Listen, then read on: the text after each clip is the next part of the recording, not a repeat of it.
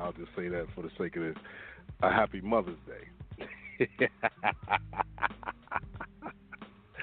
The statement says, it's unbelievable that none of my kids called me or so much as sent a text and say Happy Mother's Day. I've done a lot for these kids, and out of respect, they should have acknowledged me. I don't ask for much. All I ask for is their love and support. I'm happy with who I've become and just want them to love me accordingly. So far, none of the kids have made any comments regarding Caitlin's feelings. You know what I mean? So they probably like, nah, I ain't saying nothing.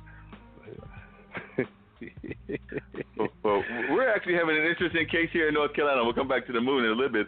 But there's actually, and they've been following them in the news and everything, and you can pull it up. You can even put it on the line and everything. I may do that later. But there's actually somebody that is making the transition from man to, from woman to man. And they're a couple. It's a trans couple. So one is making the transition from woman to man, but still had some of the woman parts and still had all that going. So here in North Carolina, we've actually got a gentleman that is, they're doing a whole series on him because he's basically being the first man pregnancy because he is transitioning over, will be living his life as a man, but he is having a baby. Yes, there's a gentleman that is having a baby. You can pull it up. I forget his name, but yeah, you can pull it up. There's a gentleman. It was, I think it was in the recent paper. Are you serious? I'm very serious. Boy, oh boy, that's crazy, man. Oh well. And they're raising. Like I said, I believe that when the child is born, he will be at that time transitioned over and will be living his life as a woman. The father will be living his life as a father. So I guess they will run the couple as if they are husband and wife and man and woman. I don't know whether they will. I don't know how they're acknowledging the trans part. They said it has made some interesting kind of conversations about how the hospital is handling it, even in the ways of the he, her, he, him, she, her, and those kind of dynamics. Because there've even been conversations where they've called, asking in the maternity ward, what does and I think that they've used the pronoun that, because I think she wants to be called a she, but I think they've used the pronouns of the he within the conversation while calling up and asking, what they want as they're getting their breakfast, dinner, whatever else they're getting. Wow. And God forbid you call by the wrong, defining word, and you're going to get sued and all kinds of crazy stuff, man. Yeah, it's just like I said, it's a different world we live in, but I think that we have to learn these new terminologies and to some degree try to cope with what's going on. There's some things that I'm still having to get adjusted to, but there's all kinds of things that are going on. So Lim Johnson is actually, I'm sorry, he's in Charlotte. I was trying to put him here in North Carolina, in Durham, but Lim John is the person's name. They've done a whole series on him and everything. I'm actually trying to pull up the article that I saw and everything, if they'll not have me do all this, internet, take your money kind of stuff. But I'm trying to pull it up and see what I can find for you. All right, while you're trying to pull that up right there, we're going to jump into a quick commercial right fast. It's Straight Talk with Dean and Mark. Ladies and gentlemen, you can give us a call at 646-668-8393. The old Renaissance is the new Renaissance, standing on tradition while embracing the spirit of distinction. This is the Harlem Brewing Company. Uniquely crafted beer brewed to deliver a taste, a sound, and a feeling that can only be described one way, Harlem style. So come and take a trip on the A train with our Harlem Sugar Hill Golden Ale and our Harlem Renaissance Whipped, the neighborhood original. All right. So did you get to find that one, or are you still looking for it? I'm still finding it, but apparently, because I just saw the article, apparently they've had the baby. Wow. He says he's relieved because mom. Well, here's what the article says.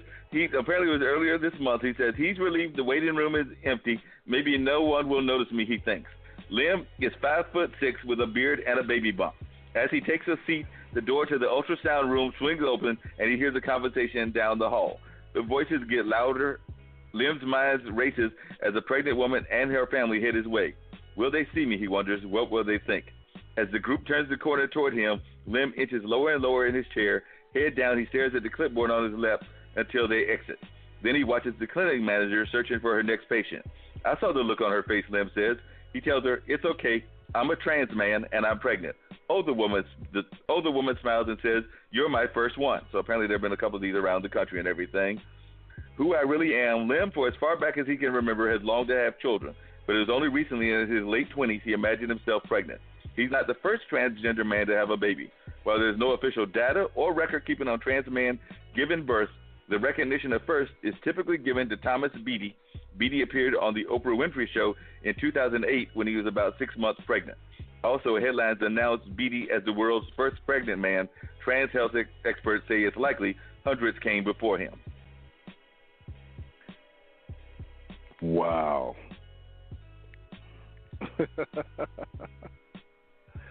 I don't know what to say. I just don't know what to say. That's one of those things where you try to figure it out. Like, is it or is it not? But then again, what is it? You know what I mean?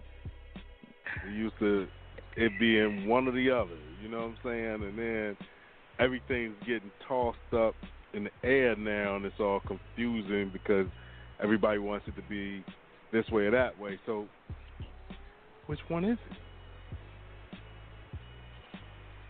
That's a good question. Just curious. And how they will raise folks. Right, because I mean, you gonna say, yo, my mom are coming to school. My mom and my dad. My mom used to be my dad. My dad used to be my mom. What, are the kids gonna just be confused? You know, what is it?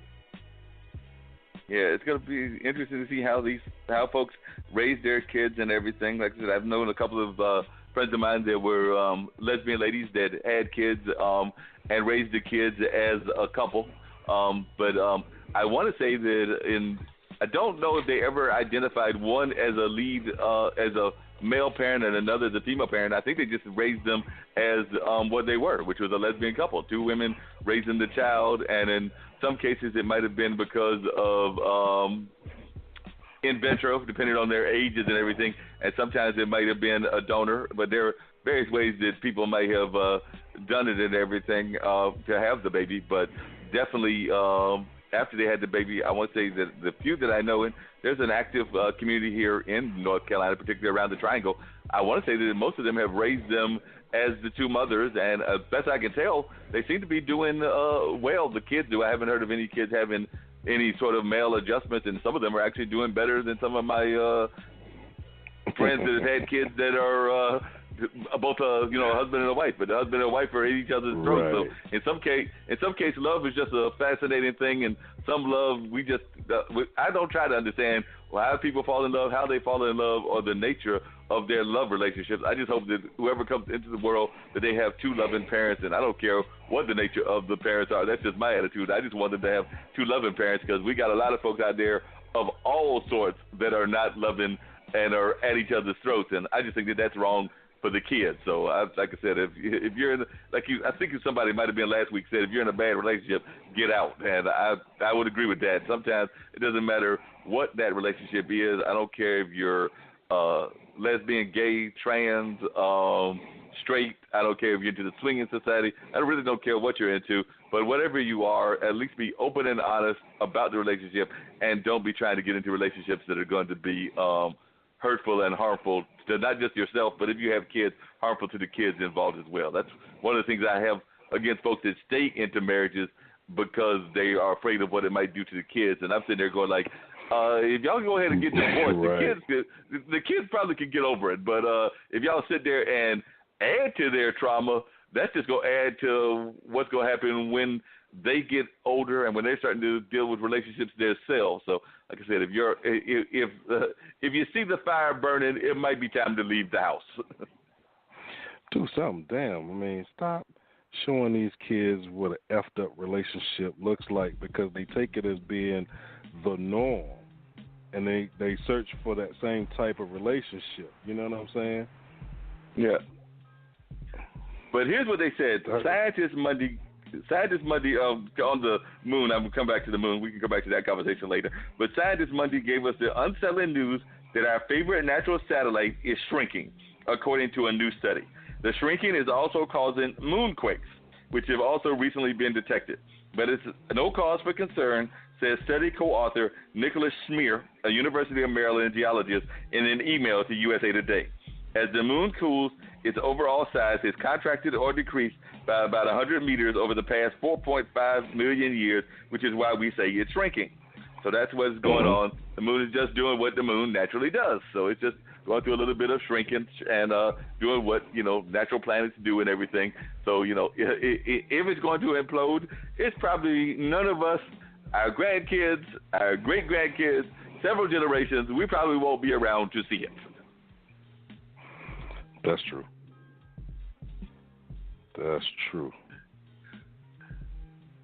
We'll be sitting there going like, we'll be in heaven going like, oh, well, we told them it was going to happen. We just didn't know when. And then somebody will go over to, the powers that be over there, God or Jesus, and be like, y'all told us that y'all were not going to tell us. And they'll just be shaking their head going like, I think that's what the book said. Yeah, you weren't supposed to know all of that, right? Right. Folks be like, well, we didn't read the book. We thought you just put it there just for the sake of it. Mm-hmm. So you got to be careful. Yeah, you got to be real careful these days and times. You got to be absolutely careful with what's going on and everything. So what do you have coming up in your meeting? Common sense. Oh, common sense in my meeting? Yeah. What meeting? Don't you have? Oh, I thought you had a meeting coming up next week. I got a whole bunch of meetings coming up. We do different things and we talk about different things and we try to get different things done. So hopefully we can get through and get some of those things planned out. So once they're planned out, then they can be made, public knowledge, and we can go ahead and help our area that we serve a little bit better than we did yesterday. You know what I mean? But that's what it's all about, anytime.